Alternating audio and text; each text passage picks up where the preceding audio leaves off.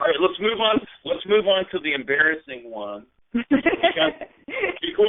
I have this pattern with players who are maybe a little stubborn, reserved, and not as expressive as I am, that I feel this need to draw them out, like I just said, right? I have this gal that I'm coaching right now, and I think she's made it her mission to be difficult with me.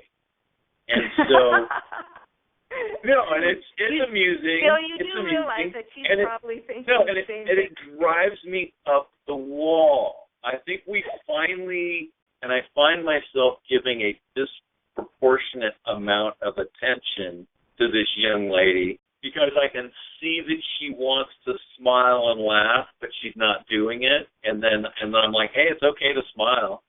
And then she gives me kind of this look that says she has something else. She has a mean thought in her mind.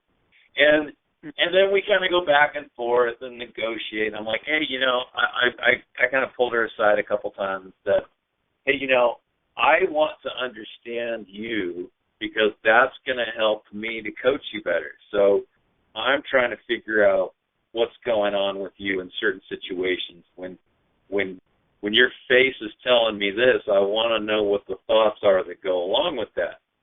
And she said to me, well, I don't give up that information easily. Also, one thing you have to know is I'm just plain sassy. I am who I am, and she is who she is. How do we negotiate that? Because it really meshed well. How old is she? 15, 16. Okay.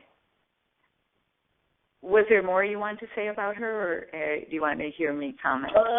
I like her as a person. I like her individual strength that she brings to it. I'm not somebody who demands that everybody mold themselves to me. I know where my ego boundaries are, and I stop on hopefully on my side. Sometimes I cross over a little bit, and then I try to pull back because I don't want to overpower people or make them feel like they have to do something a certain way just because that's my way of doing it. Mm-hmm. So, I guess I'm wondering, how can I better foster a trusting relationship with her, or maybe is it just something I just need to leave it alone? My first thought is that you're definitely getting caught in her energy. You're engaging in that energy, which you don't want to engage in. Her need for attention or whatever is going on with her is drawing you in, which takes you out of what you're actually working on with her. You're getting drawn into some of the personality stuff. I think she's in some stubbornness. It counters your energy trap as well. And so you two sort of bond on this negative bonding where you're fighting each other. Because now remember, she's 16, okay, and she's trying to assert her own self of who she is. And if she's in the energy trap of stubbornness, then she doesn't want anybody telling her what to do. She'll do it in her own time. I want to make a clarification on that because I do want to affirm the fact that she is a very good student and she's made some really good improvements because she does listen well and is willing to change. Mm-hmm. So, yeah, but I can see that there is a little bit of stubbornness because I know that some of the issues that we've been dealing with, she's had to kind of fight really hard to make a breakthrough, but when she did, then it was a great one. Mhm. Okay. Now, this may be not exactly what's going on there, without more information, but one Right. thing I have noticed with, with working, a lot of the young people will say to us, my coach wants me to be more like this, okay? And it's kind of a stereotype of what a strong, confident athlete looks like. But it doesn't mesh with the personality of this person. They exhibit confidence in a different way, or it's not as showy as somebody else might be, but it's just as strong. However, the coach might be missing it because it doesn't look like what the real loud confidence looks like. And so they try to really wanting and working with the player to exhibit these outward manifestations of confidence that the player is not comfortable with, that they are not like that. And it's real hard for a young person to do that if it's outside of who they are, of their essence, their essence, personality, that kind of thing. You can definitely strengthen their confidence. And then in strengthening it and telling them and teaching them how to activate more confidence, it becomes a little bit louder and a little bit bolder naturally. And they don't feel like they're faking it out there, because they're not. Now it becomes something natural. But with you and this student, what I would do if I were you is, really take a deep breath and not get engaged with the stuff that's pushing your buttons. If you feel like it's pushing a button within you, then work. Look at yourself and why is that pushing a button? What is that about it? And clear that out. And then you can work with her and help her without drawing them in, because you definitely don't want to get into a struggle with, one of your students. Okay, that's good. So let's name my button now. All right. What energy trap would you say that I'm operating out of during that time? I think it's arrogance, which arrogance is this. That's so lovely. No. I mean, I don't want. You really have to, understand the system that I'm talking about, because I'm not talking about arrogance, the dictionary definition of arrogance. I'm talking about it as energy. And this energy, arrogance, is the fear of being judged. Now, one of the characteristics would be that in your teaching, when you teach something, you would feel like you have to be right.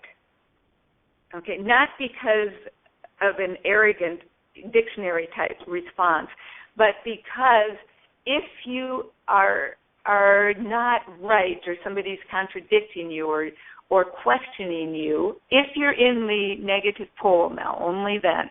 And that's why I was saying I didn't want you to, if you feel like your button is being pushed, you're probably in the negative side of this. You're in the fear side of it. And let me interject there. Let me interject, because I see what you're driving at, and I think what we have here is kind of like a residual thing. And you know what my motive really is? My motive is that I want everyone to get the most possible value out of every session that we have.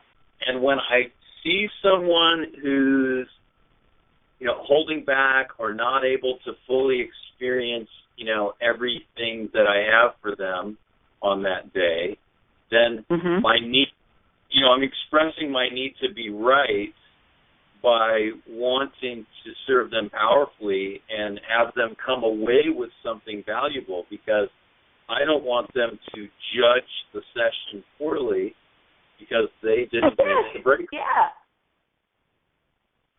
That's great. That's exactly where you're coming from.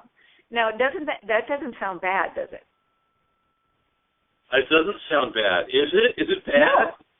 No, it's not bad at all, except that because you're focused on, I want them to get all of it. You're focused on what is their responsibility.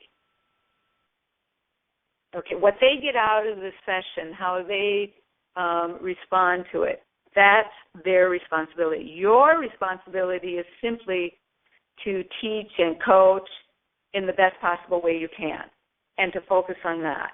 And when you go into the fear of being judged that you didn't do a good job, then you get your button pushed, and you probably then start sounding defensive to her. Or she gets you into this bonding thing. And it's a little bit like the other student we were talking about who is concerned about what other people are thinking about her. Well, you are falling into the same trap with your coach. It's just at a different level, a different situation. But it's really the same thing. For instance, when I'm working with somebody, or if I'm giving a talk or doing a seminar or whatever, I have a clear intention before I go into that I'm going to give them this really good information, and I'm going to do it in the most entertaining and the best possible way. And by entertaining, I mean that it's, engaging them and using good teaching technique. And the rest is up to them. I'm going to focus very, very little, if any, on whether they liked it or not. Now, when I'm giving the talk, I'm, of course, taking feedback from how they're responding to see if I'm on the right track, so to speak, if I am engaging them and I can shift my energy appropriately. But the part about them to be so good, and yes, it's coming from the best possible place. You care about these people, but you don't want to fall into the trap that you can make it happen for them. They still have to do their part. They still have to do their part. That's awesome. Yeah, I mean, it's really about the facilitation, and these little things need to be negotiated very carefully. People need to abide by whatever agreements they come up with.